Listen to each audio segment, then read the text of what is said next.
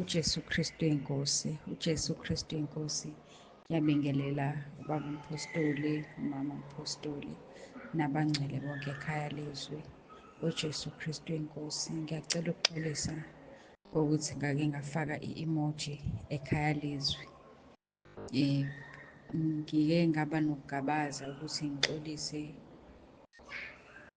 ngesonto elidlule ngoba bekufika kimi ukuthi kudala into endala kanje, kodwa manje isono ukuthi sidala akusho lutho. Kuphinde kube khona nokuzithethelela ukuthi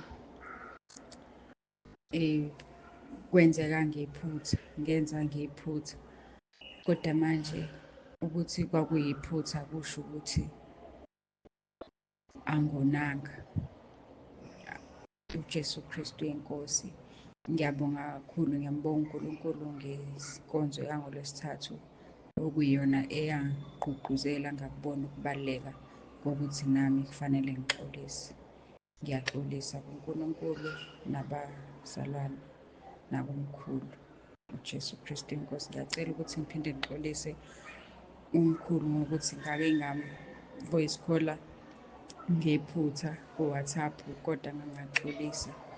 Ngiyacela ukuxolisa futhi kuNkulunkulu ukuthi bengiye ngilalele inkonzo ngibhizi, ngiwasha izitsha noma ngiwasha iwashingi. Ngiyacela ukuxolisa nokuthi phambilini bengikade ngivilapha ukuguqa uma ngizolalela inkonzo, ngangingaguqi. Lapho sengiguqa ngiyavilapha ukuguqa. Mhlawumbe kuyinkonzo yangama-weekend, imvuselelo, ngiye ngiweqe umkhuleko, ngihambise, ngibeke la umkhulu eseqedile ukukhuleka khona. Naye futhi iy'nkonzo zangama-weekend bengiye ngilalele iku-fast forward. Ngiyacela ukuxolisa kakhulu, ngicela uNkulunkulu angithethelele. uJesu Kristu uyinkosi, uJesu Kristu uyinkosi. uJesu Kristu inkosi, uJesu Kristu inkosi. Ngiyabingelela kubaba umpostoli uNsibande, umama umpostoli uNsibande, isekhaya lezwi, abazalwane ekhaya lezwi, egameni likaJesu. uJesu Kristu inkosi. Baba, nami ngithanda nje ukuxolisa, ngiyabezwa abazalwane bexolisa, nami ngithanda ukuxolisa nje ngokulalela iy'nkonzo ngibhizi, ngiwasha, ngipheka. Ngiyaxolisa kakhulu kuwe, ngiyaxolisa kubaba uNkulunkulu ukuthi nje angithethelele. Nangelinye ilanga ngonyaka odlulile umntanami wayephethe ifoni, kanti angiyivulanga idatha, kwathinteka i-emoji, ngasheshe ngayisusa abazalwane bengakaboni nawe ungakaboni. Ngithi nje ubaba uNkulunkulu nje nami angixolele ngokuthi nje ngoba yena wayesengibonile angifikelwanga ukuxolisa, kodwa sengithintwa ubufakazi babazalwane noma bexolisa ukuthi nje uNkulunkulu ubona konke, akafuni maphutha ekhaya lezwi. Ngiyaxolisa, uNkulunkulu angixolele, nawe baba ungixolele egameni likaJesu. uJesu Kristu inkosi, uJesu Kristu inkosi. Ngiyabonga. uJesu Kristu inkosi, uJesu Kristu inkosi, uJesu Kristu inkosi. Ngiyabingelela baba Sibande nakumama Sibande. Ngicela ukuxolisa kakhulu, ngizizwa ngilahla unembeza uma ngizwa abazalwana bexolisa ngokufaka ama-emoji. Ngizithola ngingekho msulwa. Nami ngenkathi ngisanda ukungena ekhaya lezwi, kwangena i-emoji, kwakhona umzalwane ongitshela ngayo, ngamphikisa ngathi akuyona eyami ngoba angikwazi ukuyisebenzisa futhi angikwazi ukuyifaka. Ngiyaxolisa kakhulu, ngiyaxolisa kakhulu ubaba uSibande, ngiyaxolisa kakhulu. Nkosini uJesu, ngicela ngithethelele. Ngiyaxolisa. uJesu Kristu inkosi. Jesu Kristu inkosi, uJesu Kristu inkosi, uJesu Kristu inkosi. Ngiyabingelela kubaba uNsibande nasemndenini wakhe, nasentabeni yendlu kaJehova kuyabonelelwa, nasekhaya lezwi. Nakhe ngithanda ukukuxolisa, ngiphethe kabi enhliziyweni ukulalela inkonzo ngimile, ezabazalwane bebeka, kwavuka nami inhliziyo yami yaba buhlungu. ngoba ngike ngilalele ngimile, noma ngithathe ifoni nje ngiye ekhishini kube kukhona engikwenzayo, ngilalele nobufakazi. Nobufakazi uNkulunkulu uyangisola ngoba nabo buqhamuka kuNkulunkulu. Ngelinye ilanga ngayithatha ifoni ngaya ensimini nayo ngayilalela ngaguqa, kodwa ngiye ngiguqa lapho kufanele ngiguqe khona. Nama-emoji ngithi abangibhekela bazi ukuthi naye khona, ngithi abadilithe naye ngingakabonakali ngale. Delete ngiyaxolisa kakhulu ngoba uNkulunkulu usuke esebonile. Ngelinye ilanga kwathintika i-voice note, ngasheshe nakhona ngadelete, ngathi angidilithele umzukulu. uNkulunkulu kanti uyabona, ngiyathoba kakhulu, ngiyaxolisa kuNkulunkulu nakubaba uNkulunkulu nasendodaneni nakumoya oyingcwele nakubaba uNsibande, ngiyaxolisa kakhulu, ngiyayithoba. uJesu Kristu uyinkosi, uJesu Kristu uyinkosi, uJesu Kristu uyinkosi. uJesu Kristu inkosi, uJesu Kristu inkosi, uJesu Kristu inkosi. Baba uNsibande, ngiyaxolisa, ngiyazehlisa baba, ngiyaxolisa kakhulu. Ngicela intethelelo nasekhaya lezwi nasentabeni yendlu kaJehova kuyabonelelwa ukunganaki. Ngisende i-audio enambeni e-wrong, ngenze iphutha phezu kwephutha. Bengixolisa ukuthi nami ngake ngayifaka i-emoji nge-mistake, ngayidilitha masinyane, kanti sengenzile i-mistake. Ngiyaxolisa kakhulu, ngicela uNkulunkulu naye angithethelele. Baba uNsibande, ngiyazi ukuthi akukuhle ukuthi njalo nje masingena singene ngokucela intethelelo. Siyaxolisa, kuba yiphutha nje lenzakalayo. Ngiyaxolisa baba, uJesu Kristu inkosi. Amen. uJesu Kristu uyinkosi, umpostoli omiswe uNkulunkulu. Ngicela ukuthatha leli thuba lokubingelela ekhaya lezwi nasentabeni yendlu kaJehova kuyabonelelwa. Nakumama ngiyabingelela. Ngicela ukuthatha le thuba lokuxolisa. Ngiwenzile nami ama-emoji, amanye abengena ngesikhathi ngithi ngizama ukuthumelela abazalwane, ngoba bengiqale ngi-check-e kuqala ukuthi ubani umzalwane engene kuye ngephutha mangiyibona egruphini. Mase ngithi ngiya-check-a bese iyangena nami eyami, bese ngiyayicisha. Ngingacabangi ukuthi kuyiphutha lokho ukuthi nami sengiyifakile. Kodwa ngesikhathi ngizwa abazalwane beqhubeka nokuxolisa, nami ngiyabona ukuthi cha, maningi ngiwafakile ngoba abengena impela, bese ngiyawacisha. Bese ngiyaqhubeka ngimthumelele umzalwane ukuthi akacishe ingenile i-emoji. Ngicela ukuhlambuluka kuloko uNkulunkulu nami angenzele umusa. Angithethelele nawe mpostoli, ungithethelele. Nokufona ngelinye ilanga kwafoneka kwaciphizeka ibhathini lokufona ngephutha, ngathi hhayi ngoba awuyibambanga kusho ukuthi ayikho inkinga. Ngiyaxolisa-ke, ngicele uxolo, uNkulunkulu angixolele, nawe mpostoli ungixolele. Ngiyaxolisa nakumoya oyingcwele. Nokufaka imeseji e-wrong, ngiyifake kwinamba e-wrong. Ngiyaxolisa nangalokho, kwenzekile nako kaningi. Ngicela uxolo, uNkulunkulu angithethelele kulokho. Ngiyaxolisa kakhulu nje, ngiyacela uNkulunkulu angixolele emaphutheni nje awenzekayo la mangabe sikuthumelela mpostoli, la ekubhaleni ama-VN nasekwenzeni ama-message. Ngicela uNkulunkulu angixolele kakhulu, ngiwenzile lawo maphutha nginganaki. Nokulalela iy'nkonzo ngisebenza kwenzekile, nokulalela inkonzo ngilele kwenzekile. Ngiyacela uNkulunkulu angixolele kukona konke.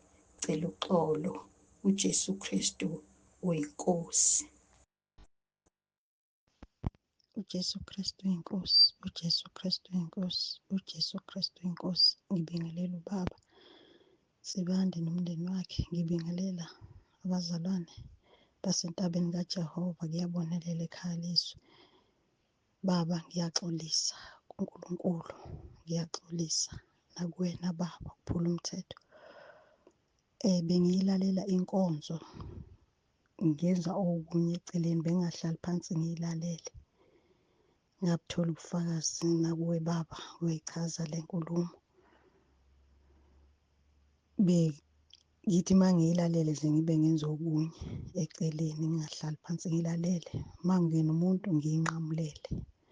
Nanokuthi futhi okunye, ngabe kade ngangena ekhaya lizwe, kade omunye umzalwane wangifaka.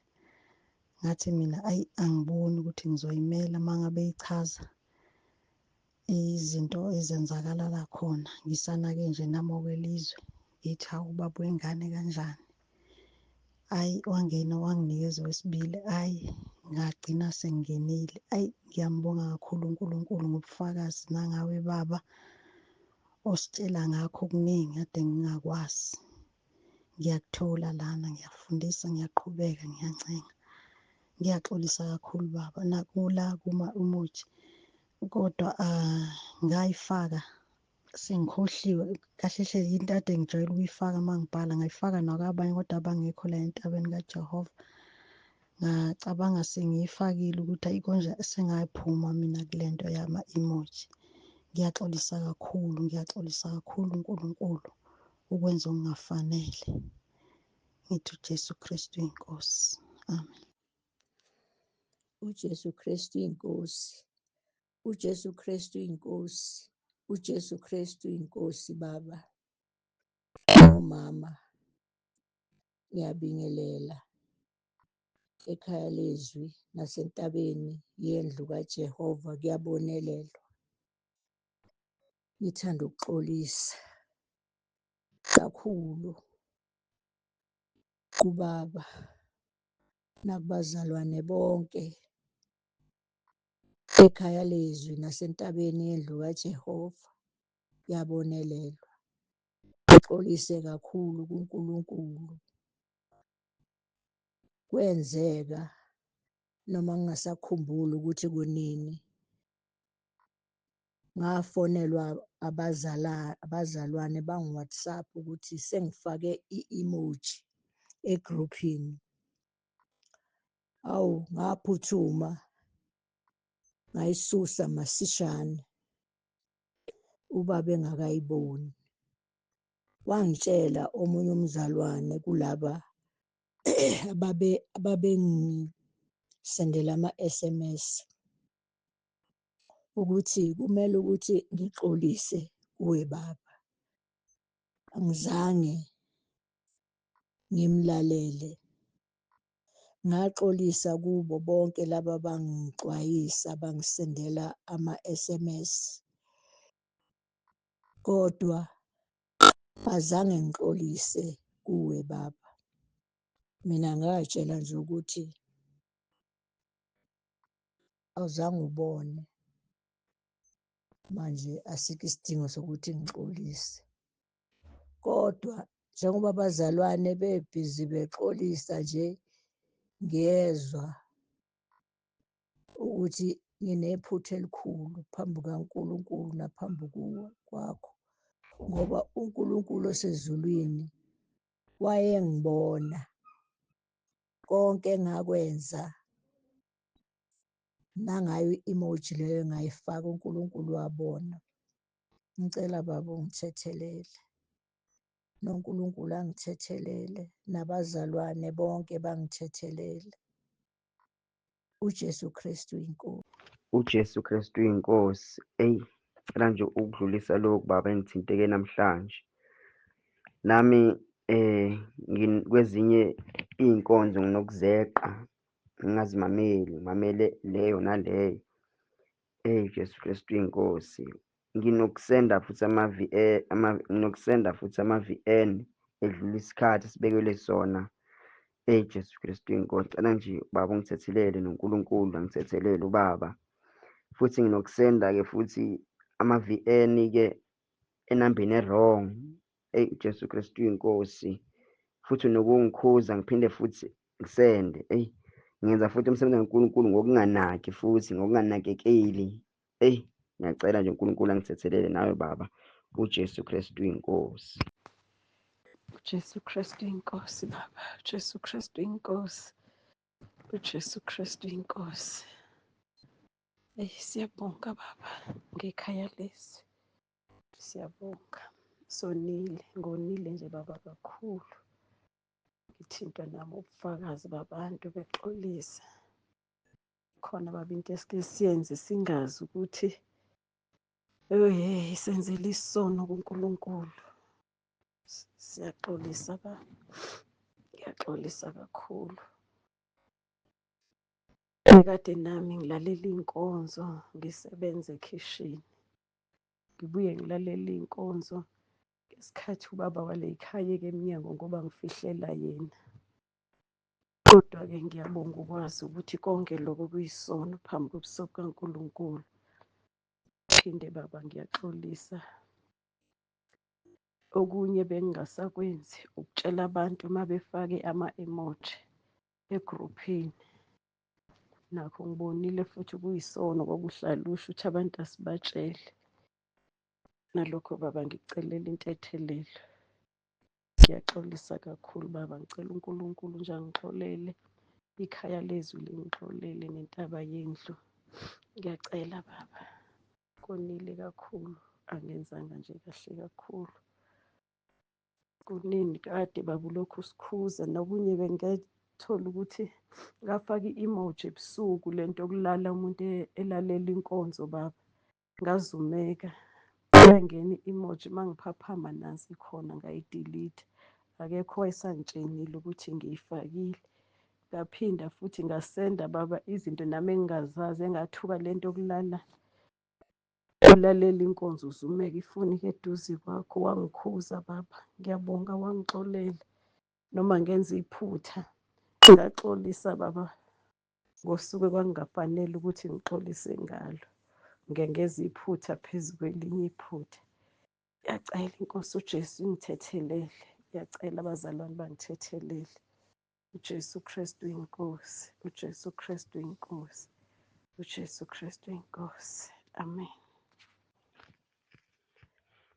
uJesu Kristu inkosi, uJesu Kristu inkosi, uJesu Kristu inkosi. Ngiyabingelela baba egameni lenkosi yethu uJesu, uJesu Kristu inkosi. Ngokukhulu baba nje ukuzithoba, bengicela nje baba nje ukuxolisa egameni likaJesu. Nami ngiyathinteka uma ngizwa abazalwane besho ukuthi uma umamela iy'nkonzo ubhizi ngapha akulunganga. Eyi nami baba bengumuntu onjalo, ngithi mengibhizi bengimamele ngapha inkonzo. Kwesinye isikhathi ngiyimamele ngilele, kwesinye isikhathi nje nginokuzeqisa angayimameli. Ngithi uNkulunkulu angithethelele, uJesu Kristu inkosi, uJesu Kristu inkosi, uJesu Kristu inkosi. Amen.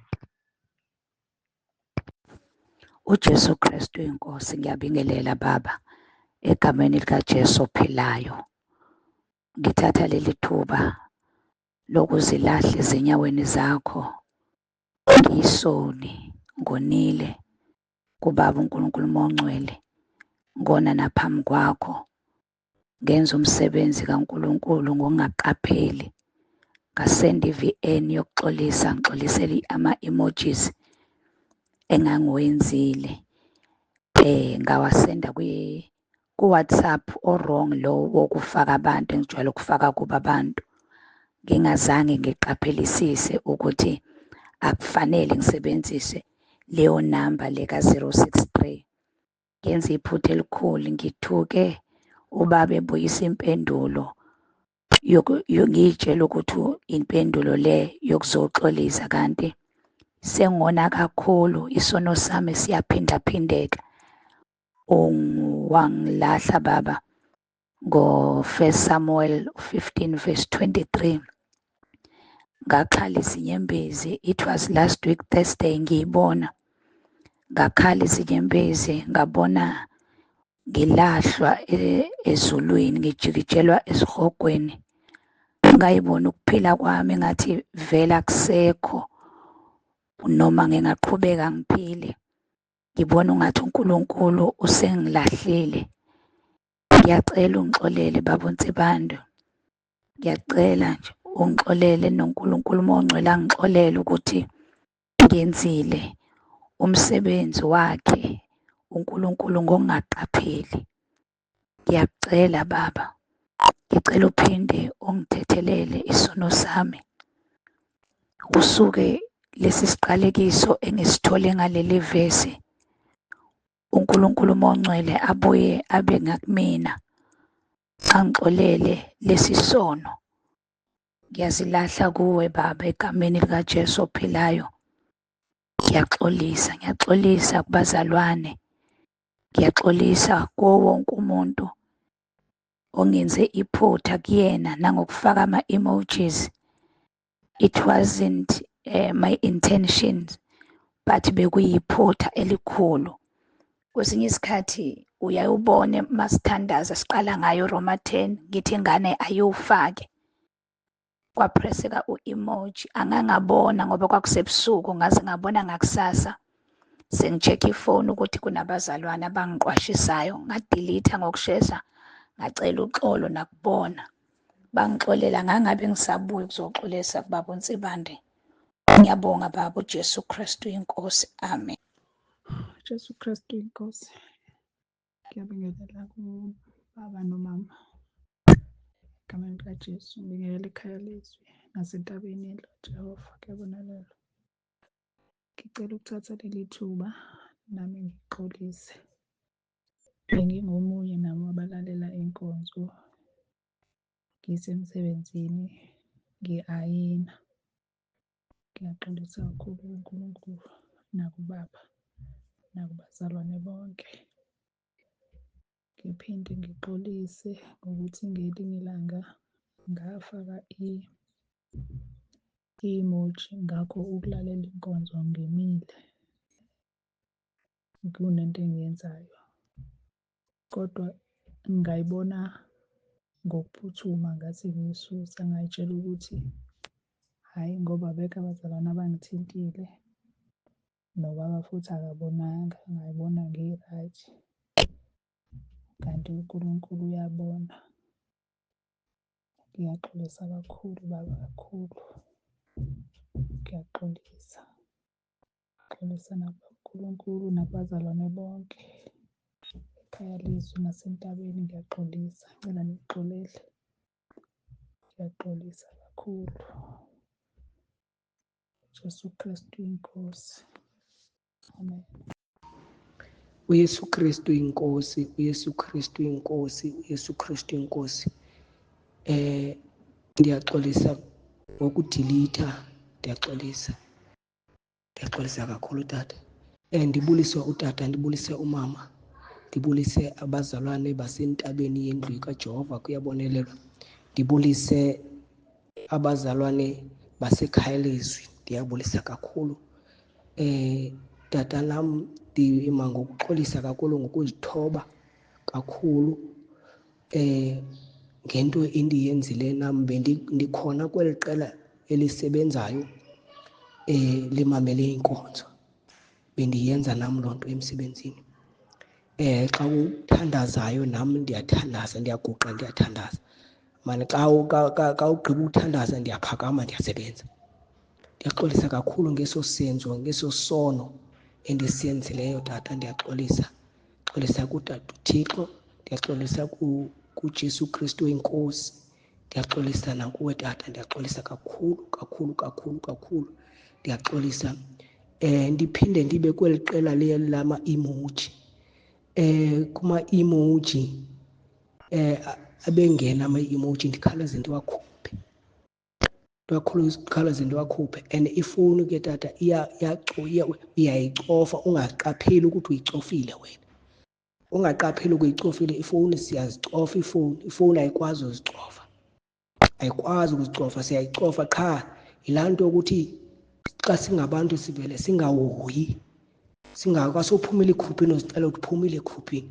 kanti ufanele ucheck egroupini ukuthi akho mistake oyenzileyo. Ama-emoji ayangena tata, ayangena ama-emoji. Ndiyaxolisa kakhulu ngokufaka ama-emoji. Ndisho ukuthi ama-emoji endiwafakileyo akhona amathathu xa ibe akakho mabini endiwafakileyo ndakhawuleza ndawakhupha. Ndiyaxolisa kakhulu, ndiyaxolisa kuwe tata, ndiyaxolisa kuTata Thixo, ndiyaxoliswa kuJesu Kristu oyinkosi. Ndiyaxolisa kakhulu, ndixolise nasebazalwaneni kakhulu, ndiyaxolisa tata, ndiyaxolisa uYesu Kristu oyinkosi. Ndiyaxolisa kakhulu isono ezo endizenzileyo tata. Ndiyaxolisa nabazalwane bayivezileyo le nto ukuthi sisono esisiyenzayo, sisono esisiyenzayo ngoba sicinga ukuthi asibonwa, bana uNkulunkulu yena uyasibona. Ndiyaxolisa kakhulu tata, uYesu Kristu inkosi, uYesu Kristu inkosi, uYesu Kristu inkosi.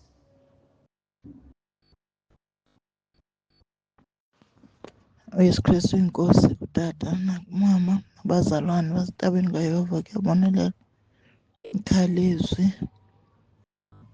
Ngima noxolisa kakhulu, lenze impazamo ndamamela i-VN ndayidilitha kanti ndicofe i-emoji. Bathe abazalwane bendiwhatsappela uba mandirimuve i-emoji ndabe sendingasayiboni. Ndimanoxolisa kakhulu yoba ndiwhatsappela ndazama uxolisa imini yonke oko bendiwhatsappela abazalwane. Okubuhlungu ke ngoku andisaliboni, sendiyangcangcazela, andisazi noba ndifanele ukwenza njani. Ndiyaxolisa kakhulu ngofaka i-emoji, ndifake ngempazamo. Ndiyaxolisa kakhulu Bangcwele, ndiyaxolisa kuni Bangcwele, xolisa kutata, naxolisa nakuThixo. uYesu Kristu inkosi. uJesu Kristu inkosi, uJesu Kristu inkosi, uJesu Kristu inkosi. Ngiyabingelela kuBaba nakumama nasebandleni lonke ikhalizwi nasentabeni endlu kaJehova kuyabonelela.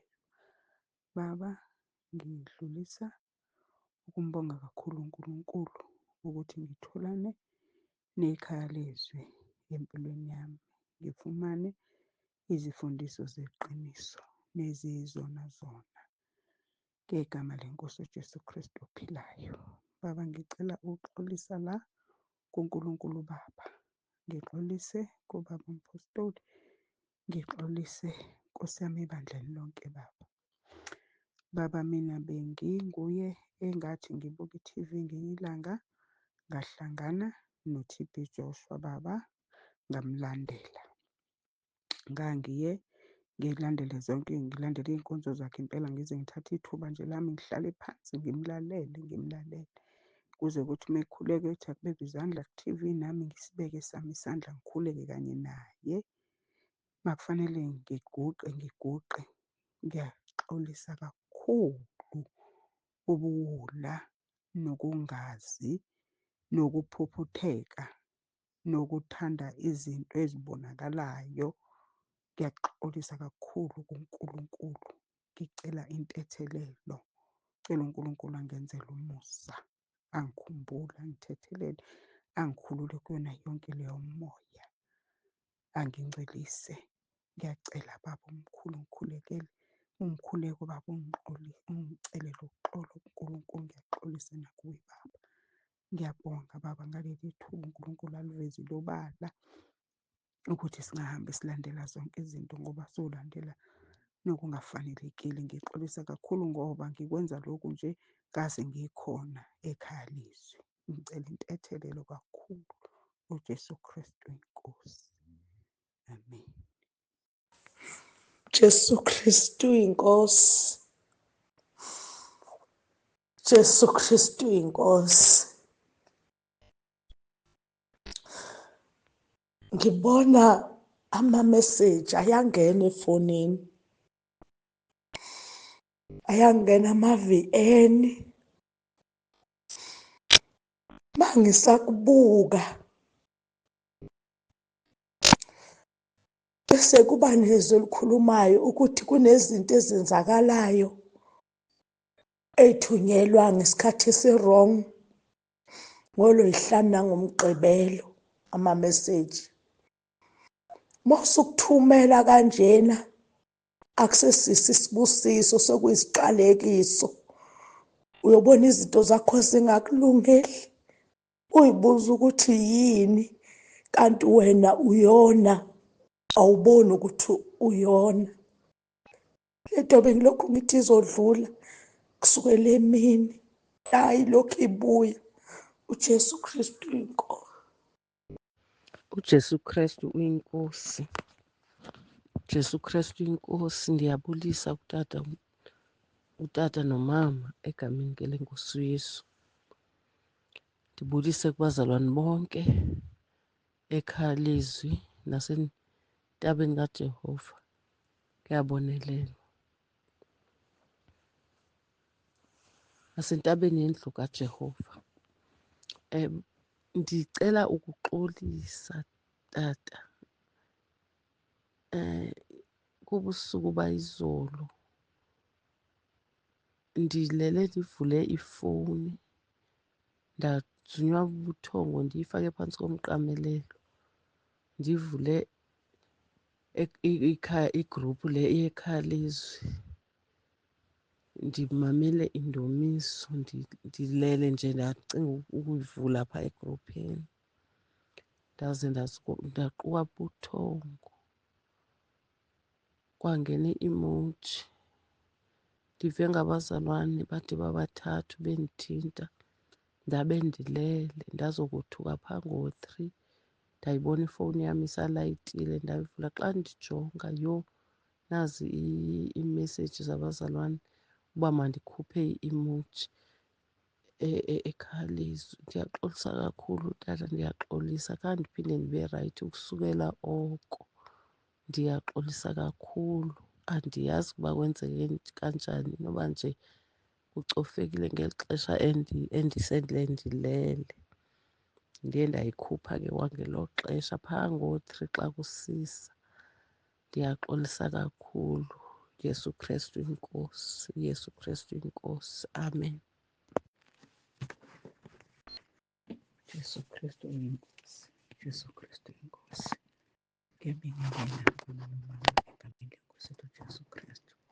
Ngibingelela abazalwane bonke. Ngifisa ukuxolisa nami. Ngifisa ukuxolisa, kuyafika enhliziyweni yami ukulalela inkonzo. Kukhona engikwenzayo, ngikwenzile lokho. Ngelinye ilanga ngithi ngiyaqala ukulalela inkonzo, kwakhona ongiphazamisayo nje ufuna mina ngqo. Ngiyaxolisa kakhulu ukuthi ngibe sengimunaka. Ngiyacela ukuxolisa kakhulu. Okunye ukuxolisa kwami, ngixolisa ukuthi ngelinye ilanga ngike ngasukuma nami ngahlabela ngayocula ekwayeni ngingabhabhadisiwe okanye ngaphelele enkosini. Ngiyaxolisa. Ngaphinde ngathatha okweshumi ngenza izinto zami ngakho. Ngambonga uNkulunkulu kakhulu ukuthi ubaba uyawafundisa ngendaba yokweshumi. Ngangikhona enkonzweni ngakwazi ukubuza ngaphenduleka. Ngiyambonga uNkulunkulu kakhulu ukuthi uNkulunkulu ungisizile. Ngiyambonga uNkulunkulu ngoba bengafundisekile, ngase ngiyafundiseka ukuthi okweshumi awukulokhu ukuthinte. Ngiyambonga kakhulu uNkulunkulu. Ngakho nje ngiyacela Nkosi yami, ngiyacela Baba uNkulunkulu angithethelele. Ngiyaxolisa kakhulu ngamaphutha ami. Angifisi umuntu nje ongathanda ukuphindela ephutheni noma ngibe umuntu sengathi akalaleli. Ngiyamcela uNkulunkulu kakhulu ukuthi angisize. Ngiyaxolisa, ngicela uxolo. Ngiyaxolisa. Okunye ngithe ngithi ngiyachofa. Ngichofa ngithi ngifuna ukubhala kwangena ama-emoji ukuthi asheshe ngawakhipha. Ngiyambonga kakhulu uNkulunkulu. Ngiyaxolisa uNkulunkulu Baba. Ngiyacela Baba ungithethelele kakhulu ngamaphutha engiwenzileyo. Ngiyayisola. Ngiyaxolisa kakhulu. Ngiyaxolisa. uJesu Kristu uyinkosi. Jesu Kristu uyinkosi.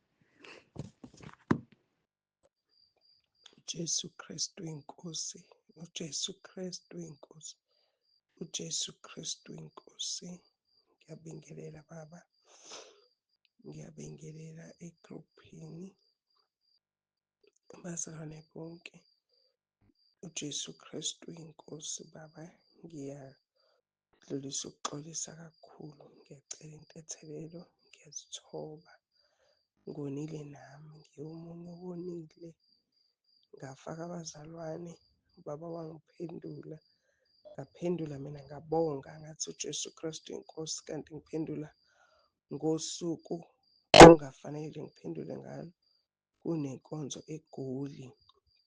Phinde futhi ngixolise Baba ukuthi ngiphendule ngey'nsuku engafanele ngazo, ngiphendula nge-weekend, nokuthi nami ngiwomunye obekayifaka i-emoji, ngiyibone mina ngedwa, ngiphinde ngiyisuse. Khona nje ngibone kuleli sonto, ngayibona mina ingakababona abazalwane, ngayisusa masinyane.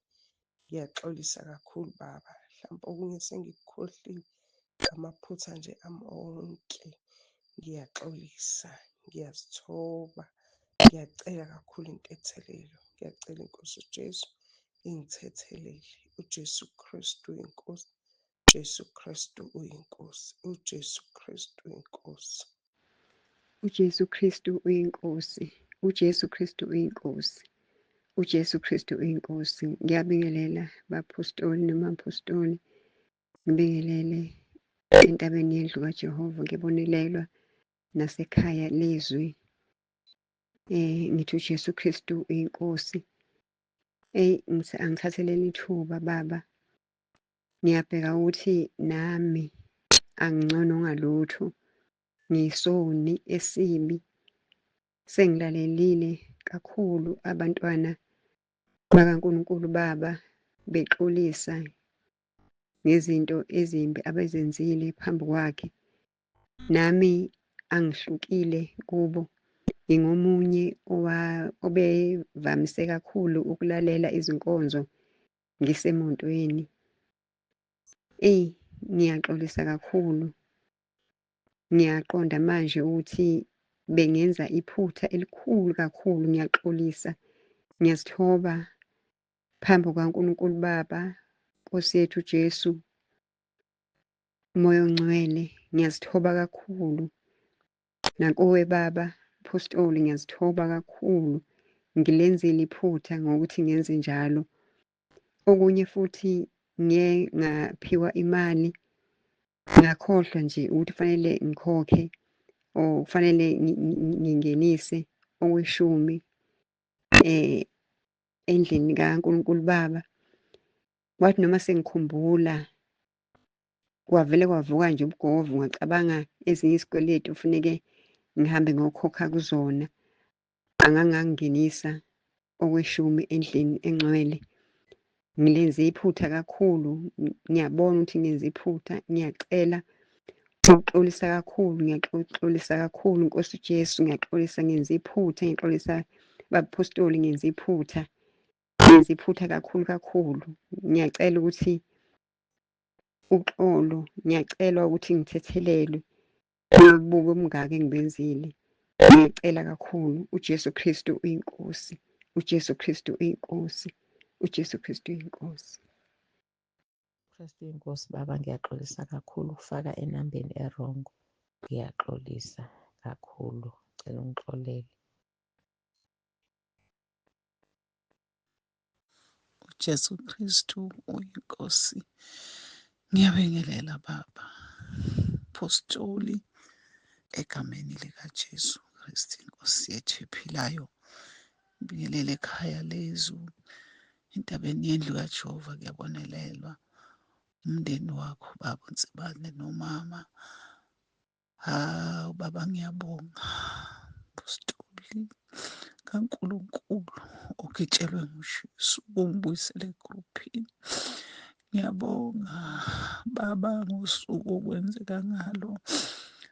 Ngaphinde Nkosi yami ngabonga, ngaxolisa ukuthi ngikwenze konke lokhu bekuyusuku osumemezele ngalo. ukuthi inkosi singabhali, kodwa ngethuka kwakungazuthi bekade ngijikijelwe ngaphandle. Ngiyabonga nceba kaNkulunkulu ngibuyisela. Ngiyabonga, siyabonga uNkulunkulu esaqhubeka esebenza ngawe. Hawu Nkosi, siyabonga. Celele Baba Apostoli Intethelelo Baba uNkulunkulu. Yabonga Nkosi ukukusebenzisa ngendlela akusebenzisa ngayo. Wakwethemba, wakususa esibelethweni sabazali bakho, wakubusisa. uJesu Kristu inkosi, uJesu Kristu inkosi, uJesu Kristu inkosi. uJesu Kristu uyinkosi. Ngibingelele Baba Apostoli, ngibingelele umama, ngibingelele ekhaya lizwi, ngibingelele entabeni yendlu kaJehova kuyabonelelwa. Ngizothula ubufakazi ngenkonzo ebesinayo eMnambithi branch. Ngokucela umfundisi ukuthi angicelele kubaba ukuthi angibeke izandla, ngoba benginenkinga yokuthi leli elinye iside lokulala laka left ihlangothi bengingasakwazi ukulala ngalo isikhathi eside impela. Kungiqale kakhulu le minyaka emibili endlule. Ngakho-ke ngiphakamisa amandla kaNkulunkulu ukuthi emva kokuba ubaba esengikhulekelile, uma ngifika ntambama endlini sengilala, ngoba sasikhathele ngendlela yokuthi kwakubhizi. Mangithi ngiyalala, hawu nali isayidi seliyavuma, sengiyakwazi ukulala ngalo. Ngenhlungu ebenginazo azisekho, seziphelile. Ngiyamphakamisa uNkulunkulu Baba ngamandla uNkulunkulu akunikeze wona ukuthi usikhulekele, usinikeze nemkhuleko uNkulunkulu Baba athi usinikeze yona siyisebenzise. Ngiyambonga uNkulunkulu ngawe Baba. Okunye futhi ngicela ukuxolisa ngokufaka emoji. Ngisaqalile ukungena ekhaya lizwi ngangikade ngingazi nokuthi emoji yini. Wathi ubaba ufakile mama i-emoji isuse. Kwakuthi angazi nokuthi kufanele ngiyisuse kanjani nokuthi emoji iyini. Kwaya ngafunda, wangichazela ubaba ukuthi angenze kanjani ukuze isuke. Ngiyaxolisa kakhulu Baba, ngiyaxolisa kakhulu. Nanokuthi ngisafika ekhaya lizwi ngangingazi nokuthi konje uma ngabe umama eshumayela, umama umpostoli ngingamuzwa ukuthi ushumayela uthini. Ngingaloko nje ngingamuzwisisi kahle kunobaba. Ngiyaxolisa kakhulu ukuthi ngibe naloko ngikabaza. Manje sengiyamuzwa, sengiyajabula emoyeni wami. Ngiyaxolisa kakhulu Baba kuko konke, ngoba sithi siyahamba endleleni kanti sekukhona la sishayisa khona singanakile ukuthi siyashayisa. Okunye futhi okwesithathu, bengima phambili ngisekwayeni, ngingabhabhadisiwe, ngingavumile izono. Siyaxolisa Baba kakhulu, ngiyaxolisa kuNkulunkulu Baba. Siyambonga uNkulunkulu, sengisentabeni manje izifundiso eziningi sengizibambile. Ngiyathokoza, ngiyajabula uJesu. uJesu Kristu inkosi, uJesu Kristu inkosi mkhulu, ngiyabingelela egameni lenkosi yethu uJesu. Ngithanda mkhulu ukuzoxolisa kakhulu ngokuthi nami ngake ngayifaka emoji, ngithintwe inkonzo yayizolo kakhulu. Ngayifaka i-emoji ngasheshe ngabona ngayisusa, kodwa azange ize ngixolise. Ngizocela nje mkhulu ukuthi ungithethelele, uNkulunkulu angithethelele nje. Ngiyaxolisa kakhulu nanokuthi ngayisusa nje ngangingeza ukuzoxolisa. Ngiyaxolisa nje kakhulu. uJesu Kristu inkosi, uJesu Kristu inkosi. Amen. uJesu Kristu uyinkosi. Ngiyabingelela kuwe Baba uNsibande nomama uNsibande, ngibingelele nomndeni wakho wonke kanye nabazalwane bonke basekhaya lezi. Nami ngicela ukuxolisa Baba kakhulu, ngangikuthobeka, ngake ngakhohlwa usuku lwami lokuvuma izono kuwe. Lokhu kwavela ngenkathi ngicela kuwe ukubhukhela usuku lokubhaphathiswa. Mina ngasho olunye usuku lwami lokuvuma izono. Ngicela uNkulunkulu angixolele kakhulu. Ngicela nawe Baba uNsibande ungixolele ngalawo manga nokunganaki engakwenza. Ngicela kakhulu uxolo. Ngiphinde futhi ngixolisele i-emoji engayifaka egruphini. Ngiyakhumbula kwakunabazalwane ababili abangikhuza eceleni, kepha ngaba nokudinwa ngalomunye umzalwane ngenxa yendlela angibhalela ngayo. Ngiyamcela kakhulu uNkulunkulu angithethelele, cela nakuwe baMtsibande ungithethelele ngesono sami engisenzile kuye umzalwane ukuthi ngibe nokudinwa nokufaka i-emoji. Ngoba ngiyakhumbula ngaze ngambhlokha, ngiyacela abazalwane bangixolele.